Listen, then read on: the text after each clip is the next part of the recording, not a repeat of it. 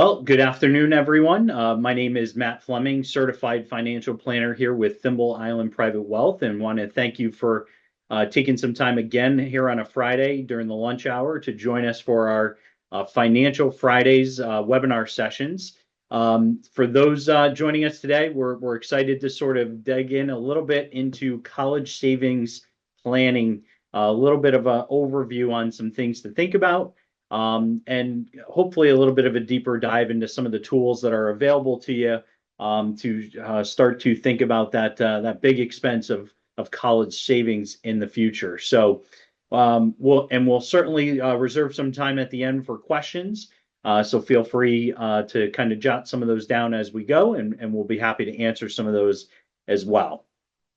So diving in, into college planning. So the number one question that we get here when we work with clients and start to think about, how do we help you figure out and save for college, is what's it going to cost?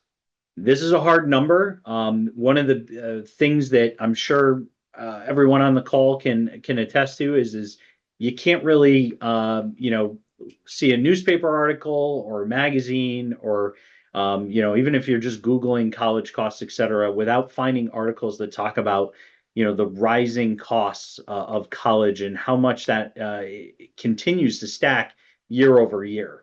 The inflationary numbers on college expenses has been, touching close to 5 to 6% of a cost increase year over year when you look at some of the colleges.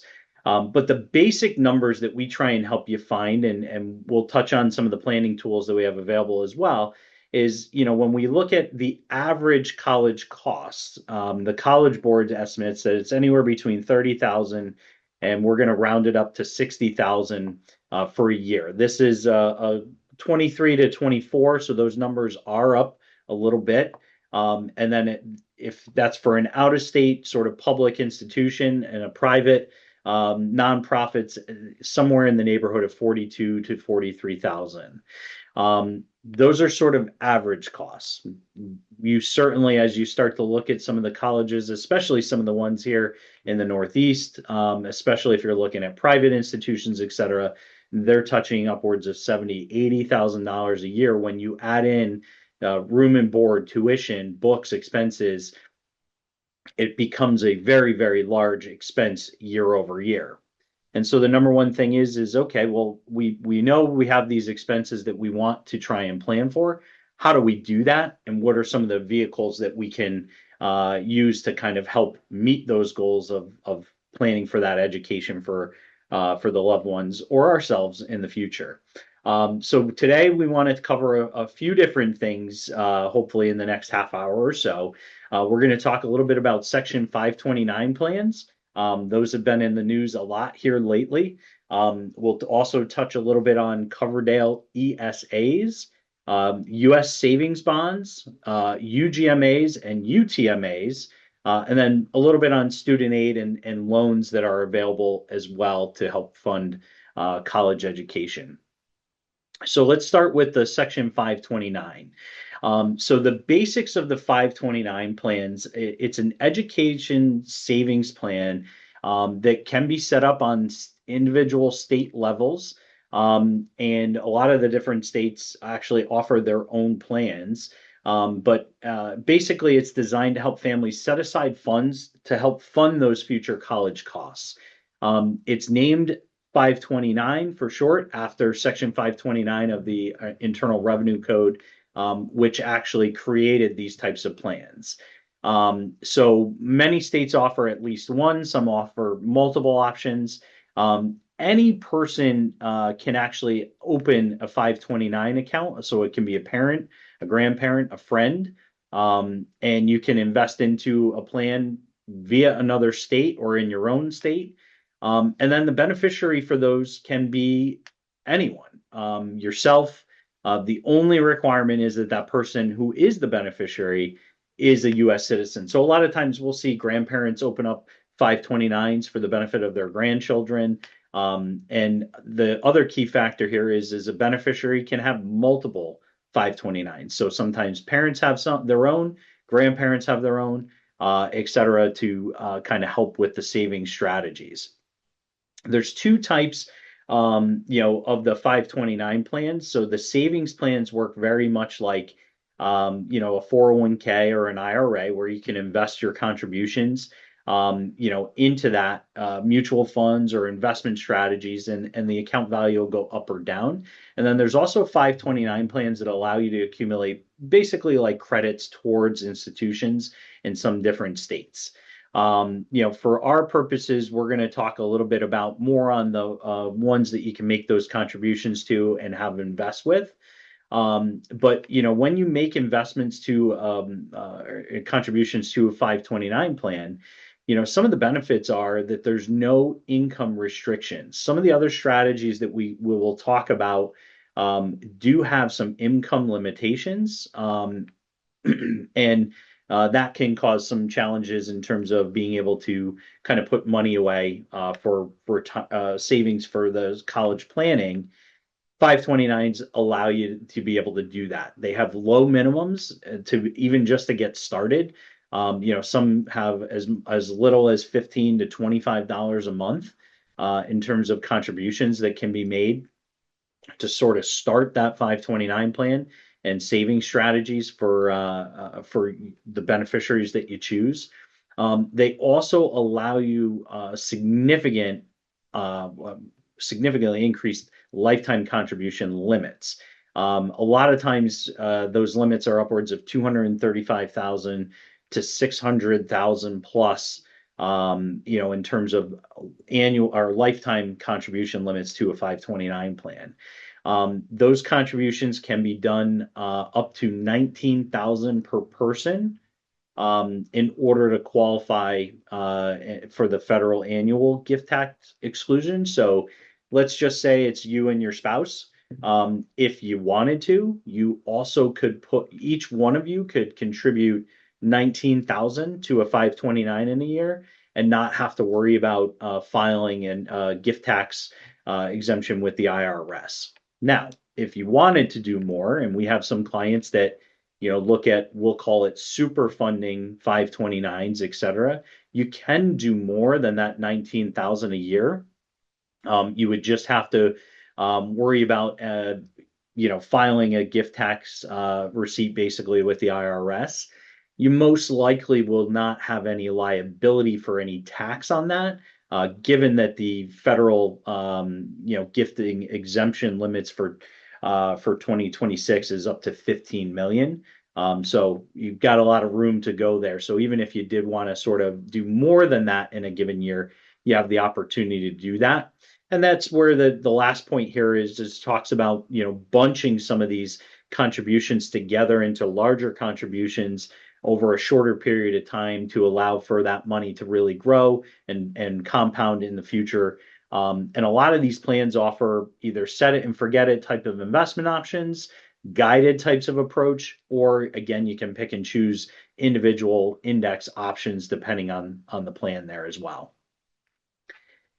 Some of the benefits of these 529 plans is you are making the contributions with after tax dollars, so you're paying your taxes. However, if you're using the state specific plan, a lot of times there's a tax deduction that's available for contributions that you make. So like here for Connecticut, as an example, it would be up to $5,000 of a deduction for a single person, or 10,000 for married filing jointly, to be able to do that if you're contributing to the state specific 529 plan. In Connecticut, that plan's through Fidelity. It's called CHET, Connecticut Higher Education Trust. But each state, again, has different options that are available. And you want to make sure that if you are considering doing this and would like to look at that deduction, you want to make sure you're using the appropriate plan. Earnings in the plan, so if you're investing that into, again, the different mutual fund options, those earnings grow tax deferred. So you do not owe any taxes on the earnings as they grow year over year. If you take the money out for qualified expenses, they are completely tax free. So you don't pay any taxes on that. So the benefit here, again, is it's going in, get a little bit of a deduction for a portion of the contribution you make. You don't pay taxes as it grows, and as long as you're taking it out for those qualified education expenses, completely tax-free. The question we often get is okay, well, what does that mean, qualified education expenses? And when you were looking at 529 rules, they've gotten a little bit more, I'll say, lax over the last few years, meaning the qualified education expenses cover more than just room and board and tuition for college. You can see a couple of years ago, the rules were expanded to be able to allow for up to $10,000 a year to be used for private elementary and high school, in addition to college now. So if you decide to send your child or grandchild to a private institution, you can actually use up to $10,000 a year from a 529 as a qualified expense for education. It also covers books, materials. In some cases, you can even have some things qualify for, certified apprenticeship types of programs, because that's another big one that we get. Question is, well, I'm not sure that my child's going to actually go to college. What if they go into a trade? One of the new rules as well has been expanding it to allow for that apprenticeship programs to be used as that qualified education expense as well. You also can use these for student loan payments. So if you have a student loan and there's some extra money in the 529, you can use that to help pay off some of that student loan. If you're taking money out for those non-qualified expenses, you would owe state and federal income tax plus a 10% penalty on that. So, again, opportunities certainly that is a little bit wider ranging now, as opposed to what we had seen in the past. The other opportunity is you can also pass this to other beneficiaries. So if you have two children and you don't use all of the 529 for the oldest and the second's going to college, you can actually transfer that to help with the younger sibling as well.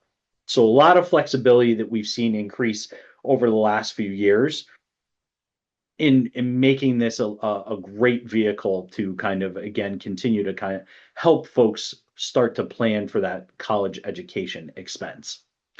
The last part here that I'll mention is probably one of the most significant changes that we've seen to the 529 plans as opportunities for folks that maybe don't use all of the 529, or again, if kids do not go to college and don't use it all for apprenticeships, etc. In 2020, effective 2024, the Secure Act 2.0 legislation from a little bit earlier on in 2022 made it possible now to roll any unused balances that you have had in a 529 to a Roth IRA for that beneficiary. There's some limitations, as you can see. The limit for that lifetime is 35,000. So the most that you can move to that, excuse me, Roth IRA is 35,000. You do also have to follow the annual contribution limits as you move it. So like this year, as an example, it would be 7,500 would be the max you can move this year to a Roth if you were doing something like this. The other qualifications is that the 529 has to have been open for more than 15 years. And then the funds that are in that 529 there that are being rolled have had to have been there for at least 5 years. These are kind of some of the safeguards that they were looking at to say, okay, people aren't sort of taking advantage and pumping a bunch of money in to the 529 to then sort of be able to have that beneficiary roll it to a Roth. So, but again, what this really is open the door to is if there's unused balance, et cetera, this is an additional way that folks can, convert that towards a retirement vehicle in the future as well. Some things you want to think about when you're selecting what 529 plan might be beneficial for you and for the person that you're trying to save for. Is, you certainly want to be aware, like I mentioned, of any state tax benefits that might exist for tax breaks on qualified withdrawals, things of that nature. Some other questions, that you might want to be thinking about is okay, what investment options do I have available? How much flexibility is there, and how much flexibility do I want? What are the fees that we're paying for those options as well? What are the minimum and maximum contribution limits or allowable amounts that the specific plan has? Okay, if I only want to save $25 a month, but this plan only allows for $100 a month minimum, we want to make sure that we do that before we kind of walk down that pathway for you. Are there any restrictions that individual plan might have on who can be the beneficiary and when that beneficiary can be changed? Because every plan will administer it a little bit different, when it comes to that designation of beneficiaries there. What are the options for, being able to access the account? Do I have to call a customer service representative? Is it online to do changes, et cetera? Making sure that you have the best path that you feel the most comfortable with interacting with that company. And then what's the process for withdrawals? And this is a big one.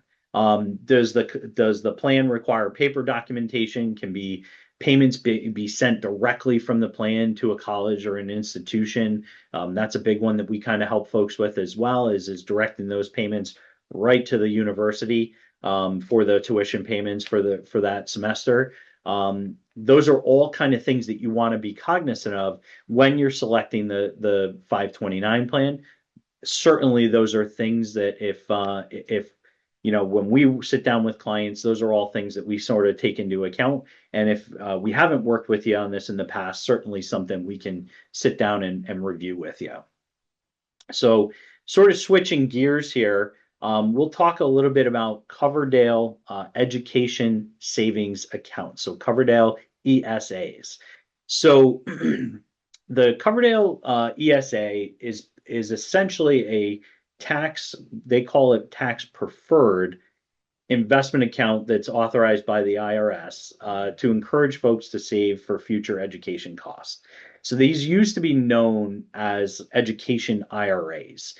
So these became very attractive as college savings vehicles or just education saving vehicles, because families that wanted to include potentially elementary and secondary school education expenses as a qualified expense. These used to be, prior to the 529 sort of expanding that, Coverdell accounts used to really be the only way that you could have those savings for that sort of elementary and secondary school expenses.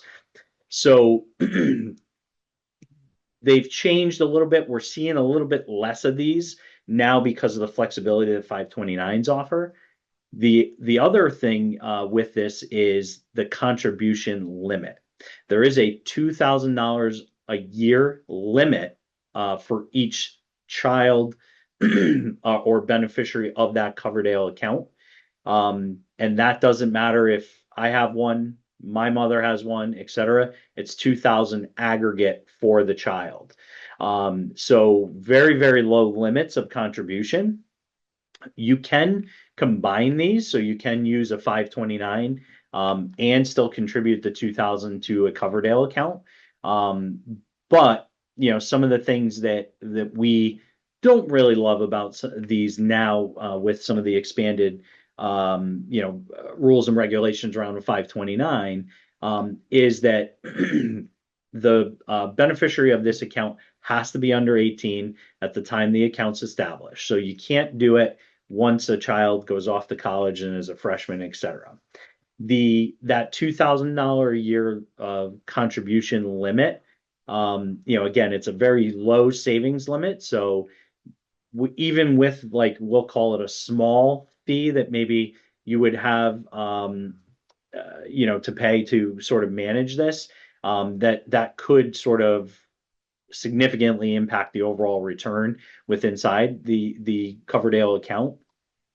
And it's going to go into an account that eventually will be distributed to the child if it's not used for college. So you can't, with a 529, if the money's not used, the person who made the contributions can actually refund it back to themselves. There's a little bit of tax implications there, but with a Coverdell account, it actually goes directly to the child or the beneficiary. So you lose a little bit of control with that. And the one thing that a Coverdell and a 529 do have in common, again, is the qualified education expenses, but also they are kind of on the same footing.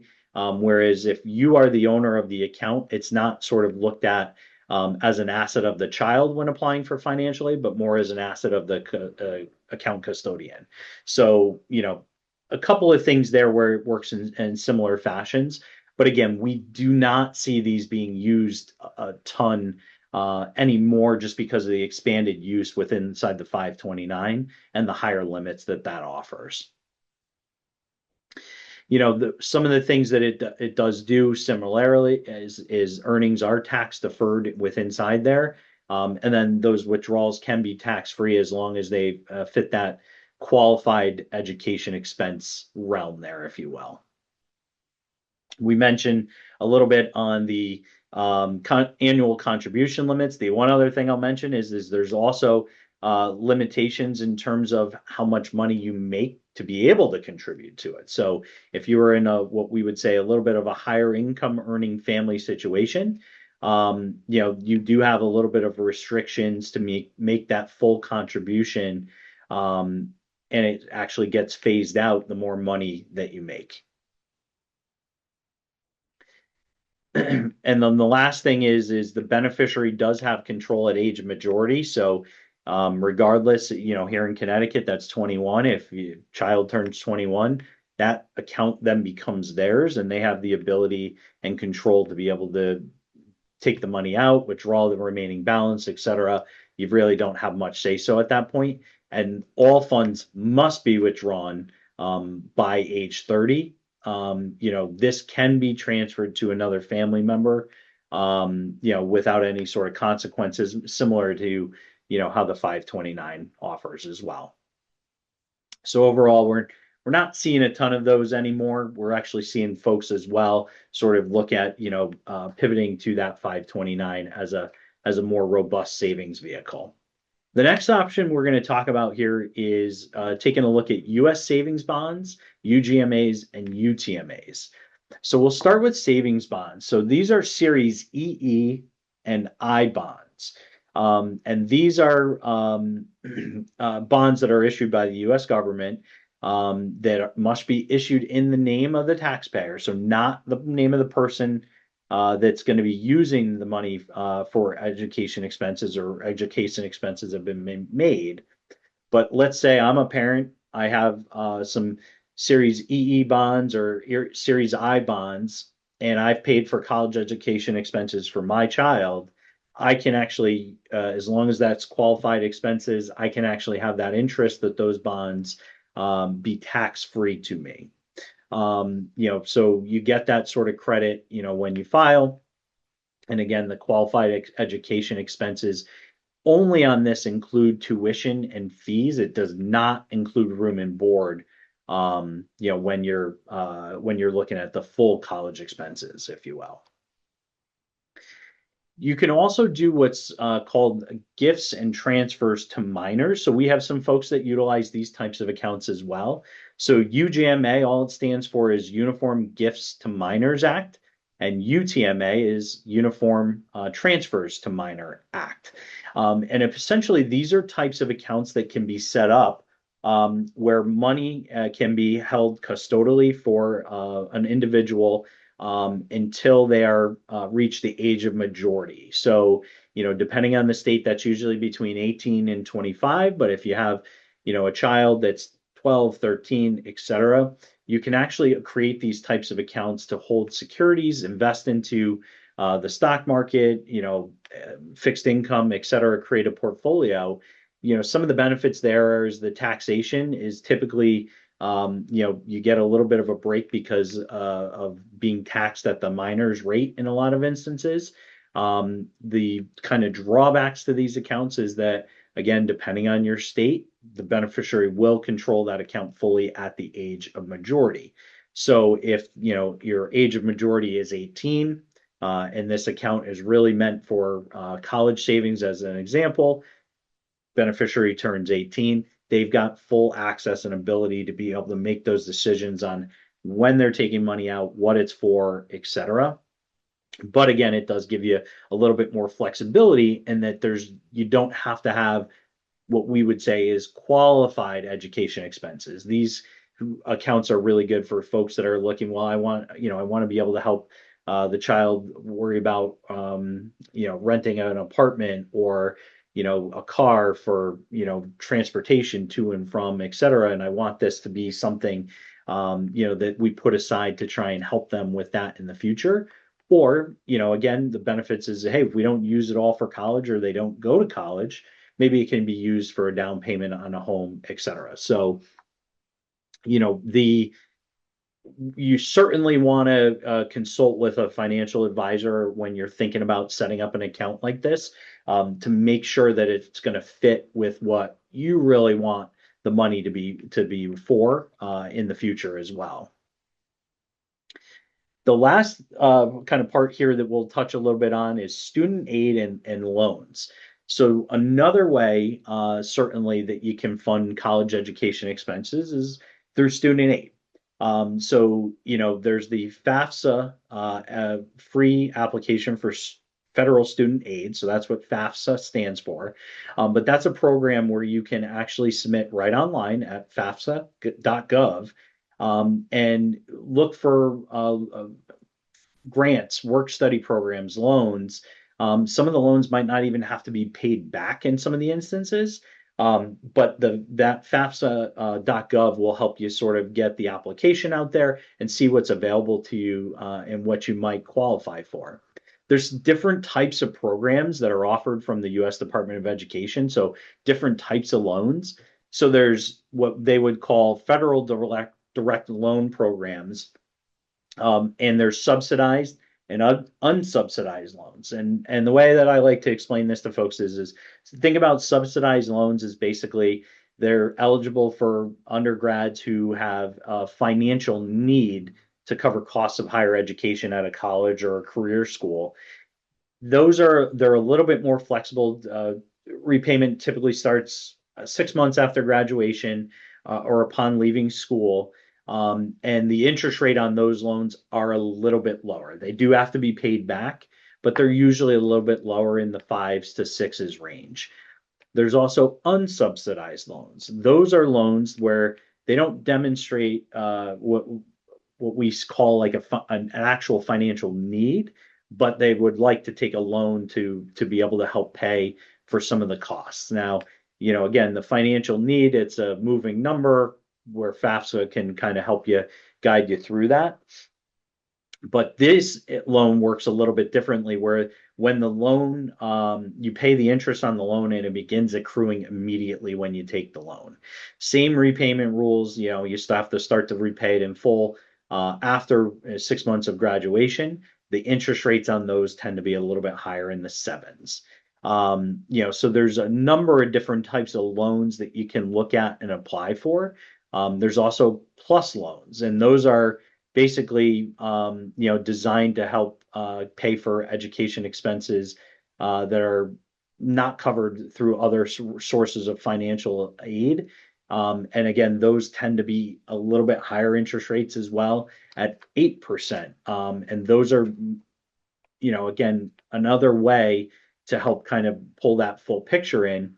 And then there's grants. And the benefit of grants is that a lot of those do not need to be repaid in some instances based on, the college that you're attending, exceptional financial need, and the cost of the program that you're attending. So, all things to sort of consider.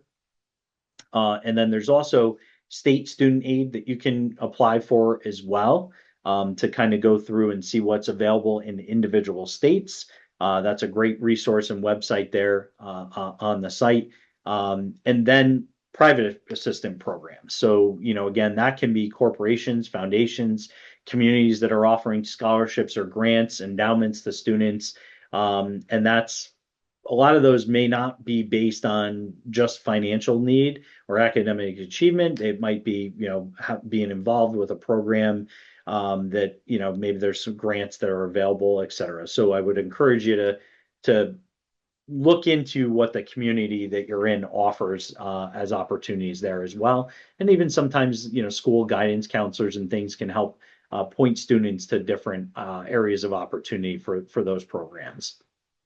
There's also a couple of tax credits that are available as far as education goes. The American Opportunity Credit is a $2,500 per year per student credit that can be claimed for higher education expenses for students in their first 4 years of, we'll say, post-secondary schooling or college.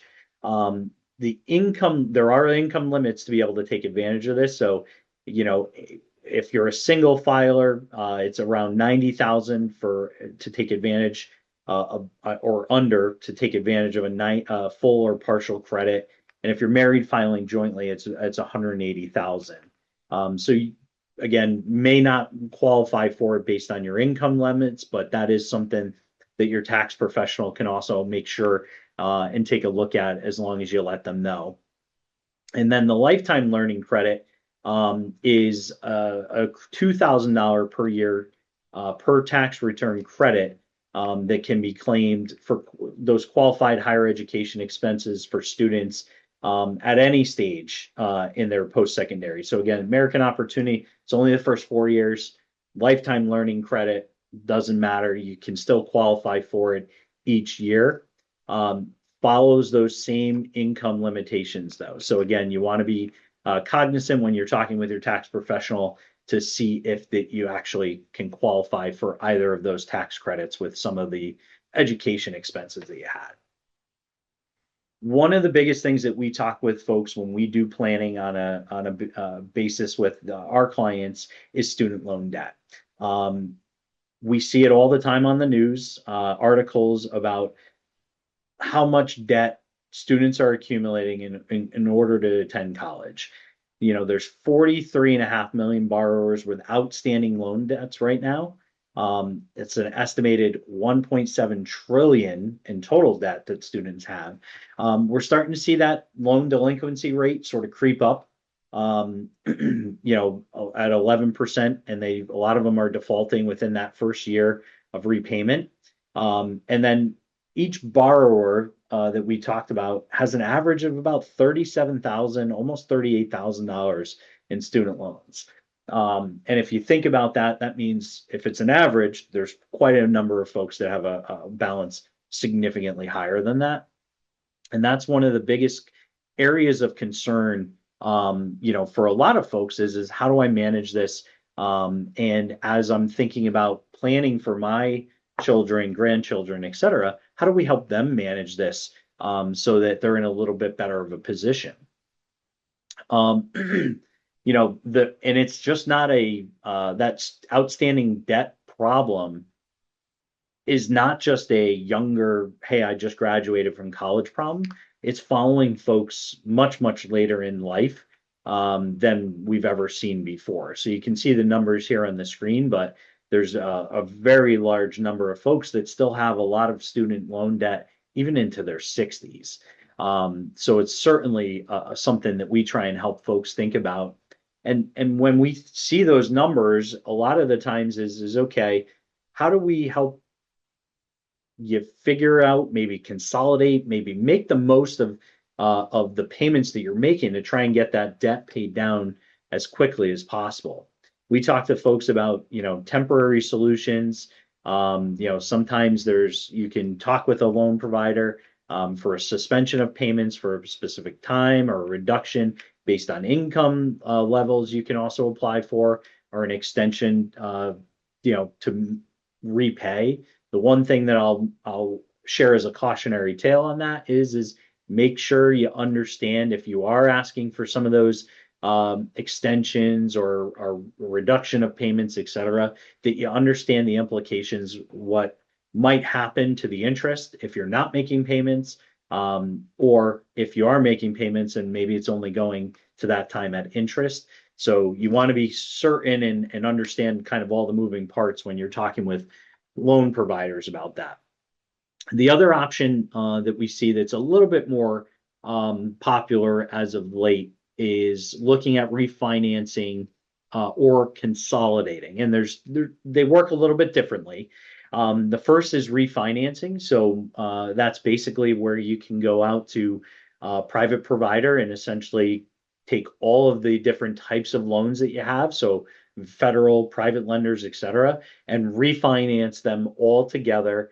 And oftentimes what that enables you to do is to create one larger loan, lower hopefully your interest rate a little bit, and lower potentially the payments, make it a little bit more predictable for you in the future.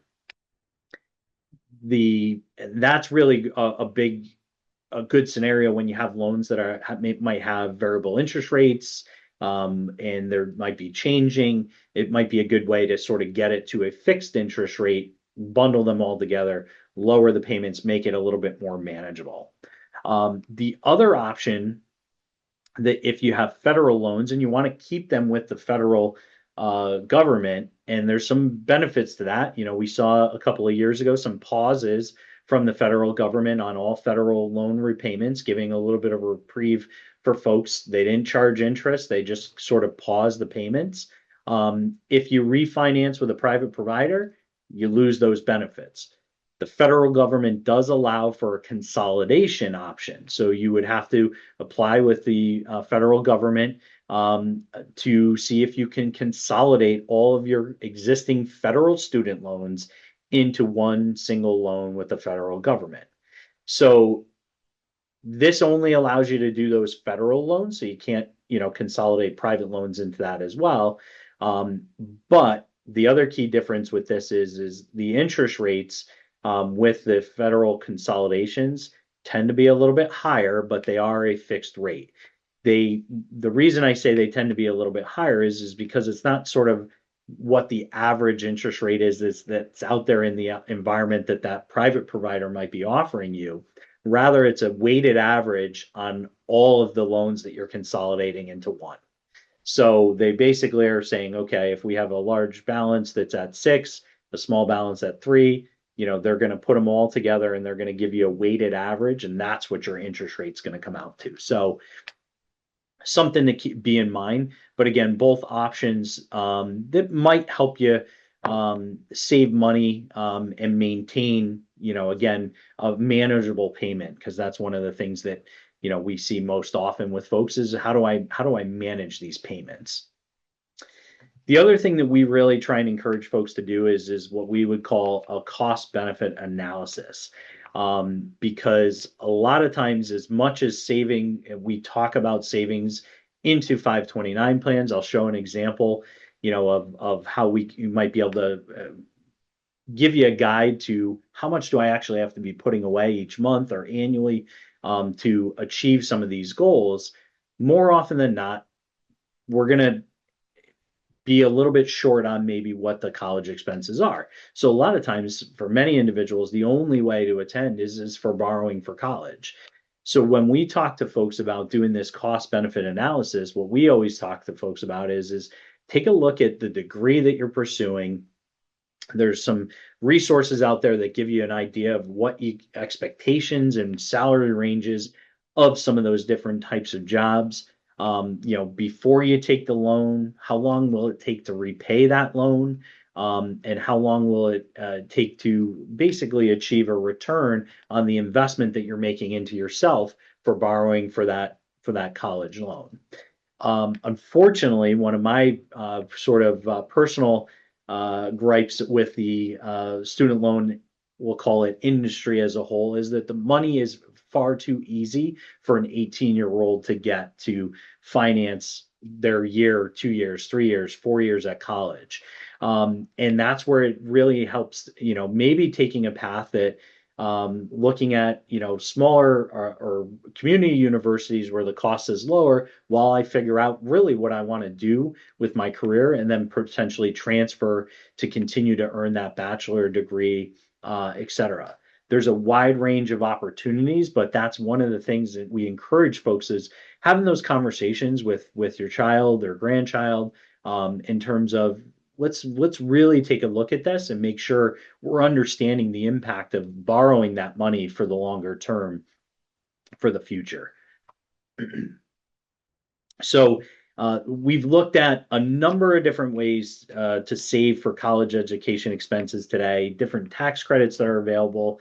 We touched a little bit on kind of the student loans. As you can tell, there's a lot that we can talk about when it comes to this education planning. And one of the biggest things that we're going to do, and I'll share with you here real quick, that we would encourage you to do is to sit down with us to talk a little bit more in detail about what is it going to cost for me to send a child to college? What do I need to save for that college? We've got software where we can help you kind of estimate and put a plan together that will show you and guide you exactly how much we need to be saving each year. And we can get as detailed as, hey, we just want a public in-state institution for 4 years, or we can look at an individual institution in each state and it will show us exactly what the tuition is, the room and board cost is, and books and supplies estimates, et cetera, to give us that total picture. What we then do is we plug in the age of the birth date of the student, when we want them to begin college. We're inflating it at close to 5% is kind of what we've seen for that college inflation cost. And then we can build in, okay, we've already got 10,000 in additional existing savings that we're doing. We're going to use a 529. We're going to inflate our savings by 3% each year, gives us a moderate portfolio. And then we can even build in, hey, we think we're going to be available for some grants or scholarships, and what that's going to look like.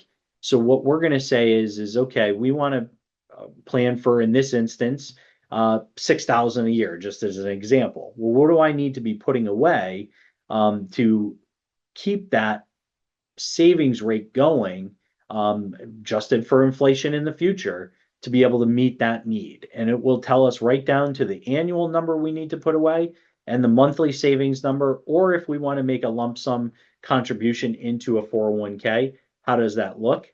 And then right below it, what if we just did this in one of those UTMAs or UGMA type of taxable accounts? What would we have to be saving based upon the fact that we've got to account for some taxation, et cetera, year over year there? So again, great tools that we have available at our exposure at our to kind of take you through and walk you through some of the scenarios, and make sure we're helping you kind of put that plan into place to get you where you want to be from there. So with that, I know a lot of information there for sure, but would be happy to open it up for any additional questions that you might have at this time. And certainly, again, I would encourage you that if we haven't sat down and sort of put that education plan together, we'd love an opportunity to do that with you as well.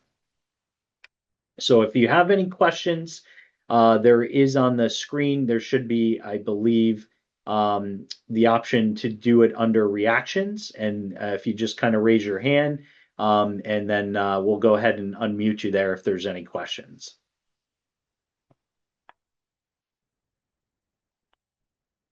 And while we're waiting for that to key up, I will put a little bit of a plug in for next month's Financial Friday webinar, which is going to be on Friday, June the 12th. And we're going to be covering the basics of budgeting and sort of creating a budget.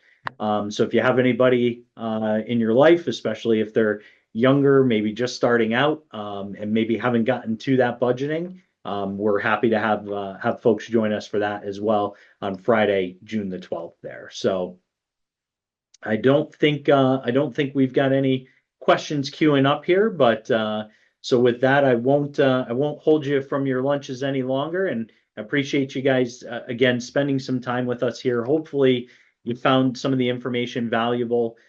Certainly we'll be sending you a follow-up email.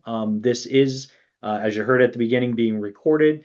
We will have it posted on our YouTube site. So again, if there's somebody in your life that you think would benefit from this, you can certainly send them the link to be able to watch the replay. And we're happy to help have those conversations as well as needed going forward. So with that, again, I truly thank you for the time here today and look forward to speaking with you all again here real soon. Have a great rest of the day.